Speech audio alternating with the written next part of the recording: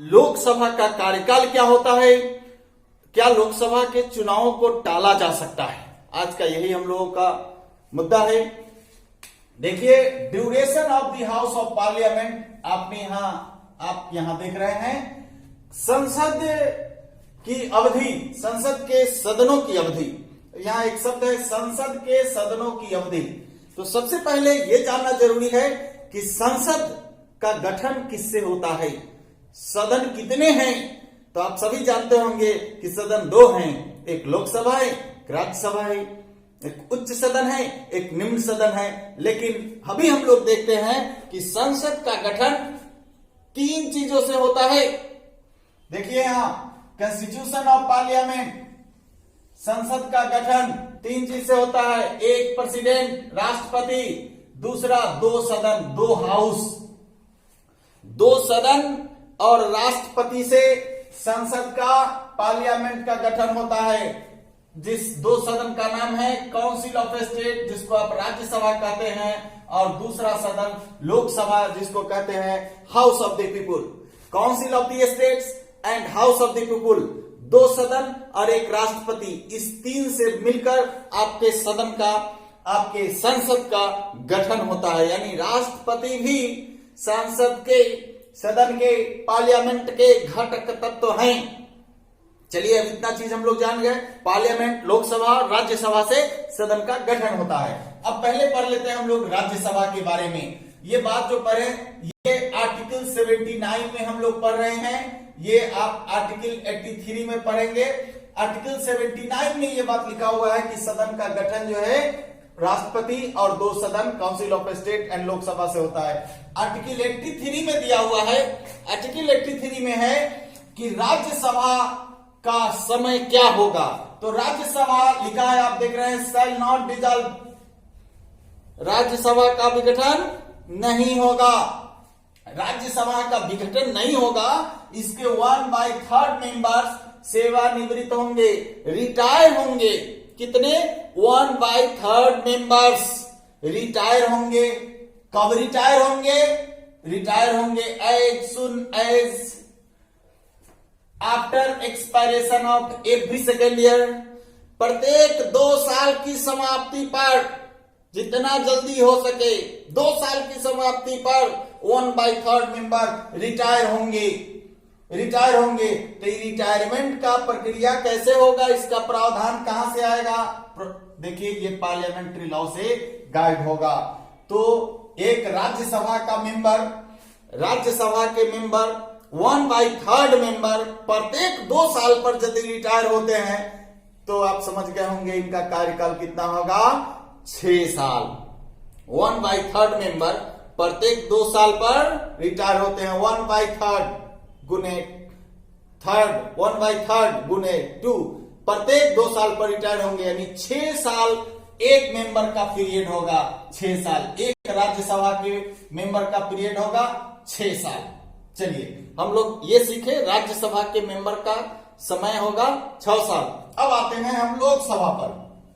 लोकसभा का 5 साल पीरियड होता है।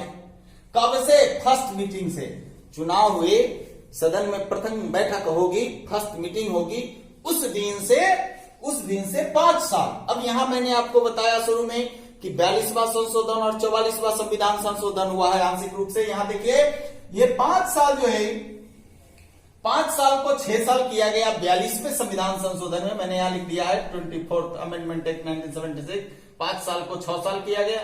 पुनः 44th अमेंडमेंट एक्ट आया 1978 में, और 6 साल को फिर क्या कर दिया, 5 साल। अभी कितना है लोकसभा का कार्यकाल? 5 साल।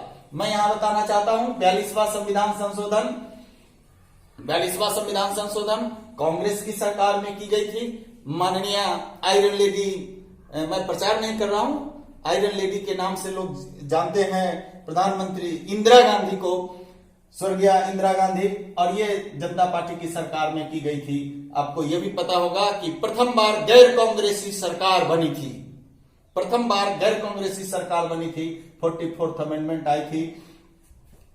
बहरहाल अभी हम लोग पढ़ रहे हैं लोकसभा के कार्यकाल, सुन लीजिए 5 साल। लेकिन इनका 5 साल का जो पीरियड है वो भी फिक्स नहीं है।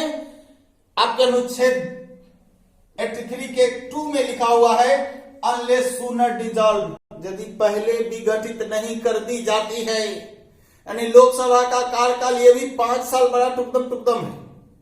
इस शब्द से स्पष्ट होता है अनलेस सूनर डिजॉल्व, कभी भी लोकसभा डिजॉल्व, जैसे ही सरकार अल्पमत में आएगी डिजॉल्व, इसलिए देखिएगा इसमें लिखा हुआ है, आप पढ़िएगा अनलेस सूनर डिजॉल्व, यदि पहले विघटित नहीं कर दी जाती है तब फर्स्ट मीटिंग से 5 साल।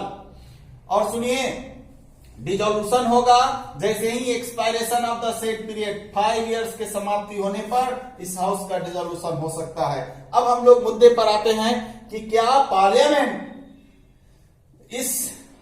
इस लोकसभा के कार्यकाल को बढ़ा सकती है या नहीं। यस, पार्लियामेंट के द्वारा इसको एक्सटेंड किया जा सकता है। किसको? इस 5 साल को एक्सटेंड कर सकते हैं, लेकिन पार्लियामेंट्री लॉ के द्वारा ही, संसदीय विधि द्वारा ही, संसद ही इसको बढ़ाएगी। एक बार में कितना? 1 साल, 1 ईयर एट ए टाइम। एक बार में ऐसा नहीं कि 5 साल बढ़ा देगी, 1 साल बढ़ाएगी। क्या शर्त है? क्यों बढ़ाएंगे? क्यों लोकसभा का कार्यकाल 1 साल बढ़ाएंगे?